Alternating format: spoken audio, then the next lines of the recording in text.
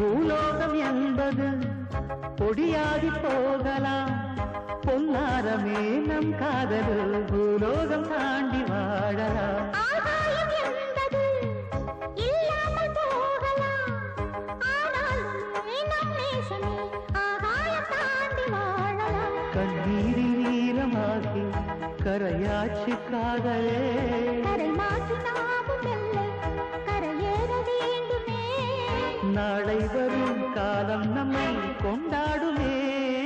தாஜ்மஹால் தேவையில்லை அன்னமே அன்னமே, காடுமலை நதிகள் எல்லாம் காதலின் சின்னமே.